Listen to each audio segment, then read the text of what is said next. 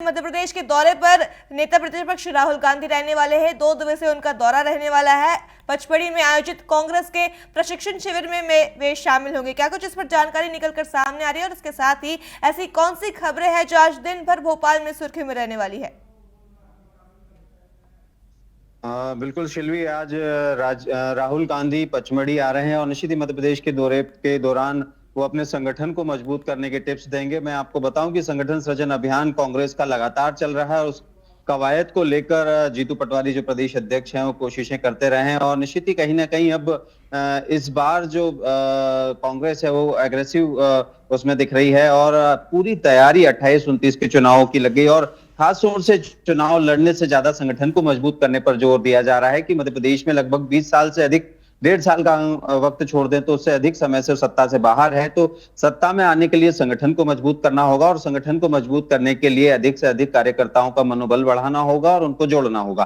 तो इसी कड़ी में आज राहुल गांधी मध्य प्रदेश आ रहे हैं, यानी कि पचमढ़ी आ रहे हैं और निश्चित ही वहां पर जो जिला अध्यक्ष हैं उनसे मुलाकात करेंगे, उनके साथ भोजन करेंगे और जीत का मंत्र देंगे, यानी कि संगठन को मजबूत करने के लिए रूट लेवल पर किस तरह से काम किया जाना चाहिए उसको लेकर भी चर्चा करेंगे और फीडबैक लेंगे कि मध्य प्रदेश में तमाम जिलों में, तमाम विधानसभा क्षेत्रों में जहां हार का सामना कांग्रेस को करना पड़ा वहां कांग्रेस की स्थिति इतनी कमजोर क्यों है।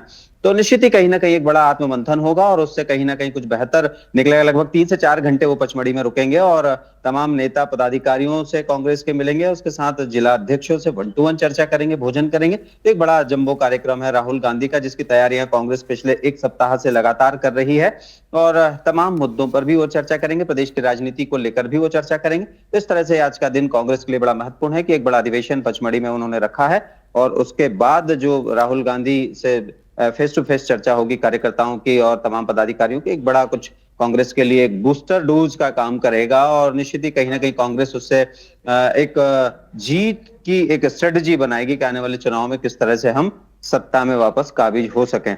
उसके अलावा मुख्यमंत्री डॉक्टर मोहन यादव की अगर हम बात करें तो डॉक्टर मोहन यादव आज बिहार दौरे पर हैं। चुनाव प्रचार में वो लगातार जा रहे हैं।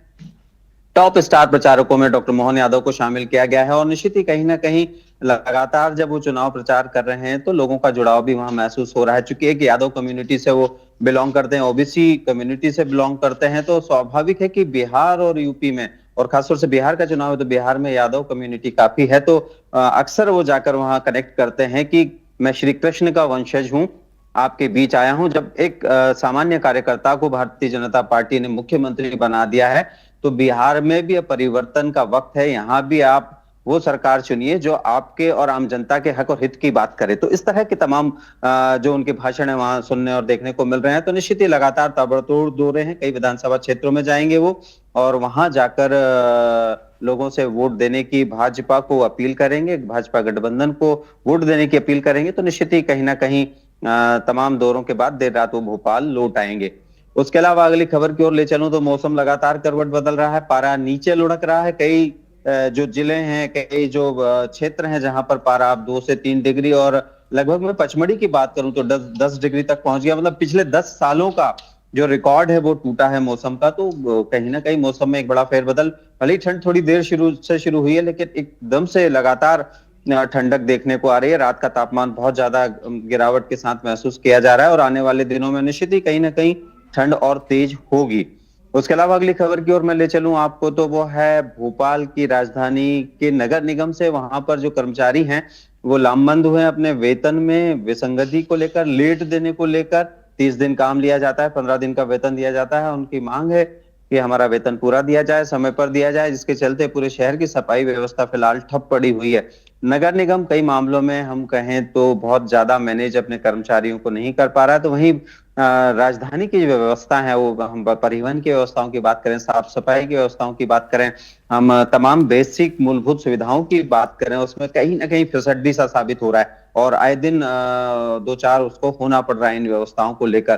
क्योंकि राजधानी है तो कहीं ना कहीं व्यवस्थाएं भी बेहतर और चाक चौबंद रखने की एक बड़ी जिम्मेदारी नगर निगम के पास होती है, लेकिन कई मामलों में नगर निगम इस फिसलता हुआ दिखाई दे रहा है। वहीं बीजेपी की हम बात करें, भारतीय जनता पार्टी भी लगातार आदिवासी वोटरों को साधने में, आदिवासी जन समुदाय को साधने में लगातार काम कर रही है और ऐसे तमाम कार्यक्रम सांस्कृतिक को करने जा रही है आने वाले दिनों में जो आम जनता को कनेक्ट करे। यानी कि अब जो भी सांस्कृतिक आयोजन पर्व होंगे उनको आयोजित किया जाएगा और उनमें नेताओं की जन भागीदारी तय की जाएगी कि नेता जो हैं, स्थानीय विधायक हैं, सांसद हैं, पार्टी के पदाधिकारी हैं, वो सभी लोग सहभागिता दिखाएं और आम जनता से कनेक्ट करें। तो आने वाले दिनों में मध्य प्रदेश की राजनीति कुछ नए रंग के साथ दिखेगी और उसके साथ ही तमाम चीजें हमें देखने को मिलेगी। शिल्वी।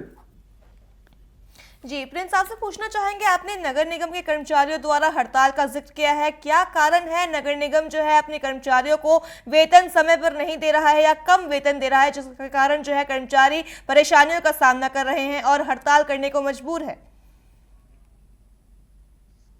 शिल्वी, देखिए मैं आपको बताऊं कि अक्सर ऐसा होता है कि कई बार बजट उस मद में ना होने के कारण या लेट होने के कारण शायद, या कहें कि बजट पास ना होने के कारण पूरा, तो वो हो सकता है, इसकी पुष्टि हम नहीं करते हैं, लेकिन चूंकि कहीं ना कहीं इस तरह की बातें पहले भी देखने को मिली है, तो निश्चित ही जब हम बात करेंगे और जानेंगे इस मामले को, तो कुछ ना कुछ तो बात होगी जिसके चलते शायद नगर निगम समय पर भुगतान नहीं कर पा रहा है और जिसका रोष कर्मचारियों में देखने को मिल रहा है। और निश्चित ही चूंकि सफाई की बड़ी जिम्मेदारी ऐसे फील्ड पर काम करने वाले कर्मचारियों के पास होती है, तो वो कहीं ना कहीं अपनी पूरी मेहनत का समय पर वेतन चाहते हैं और पूरी जीविका का महीने भर के जो उनके खर्चे होते हैं, परिवार को चलाने की एक बड़ी जिम्मेदारी होती है और बहुत ज्यादा तनख्वाह होती नहीं है। तो स्वाभाविक है कि नगर निगम को इस ओर ध्यान देना चाहिए। वजह कोई भी हो, कि बजट फंड हो या ना हो, या कुछ और दिक्कतें हो, या कुछ पास होने में या रिलीज होने में लेट हो रहा हो, तो कुछ तकनीकी कारण भी हो सकते हैं। आरटीजीएस का जमाना है, ऑनलाइन फंड दिया जाता है, लेकिन अगर ऐसा हमेशा हो रहा है तो कहीं ना कहीं कोई ना कोई बड़ा कारण हो सकता है। जी जी जी प्रिंस जी, तमाम जानकारी के लिए आपका धन्यवाद।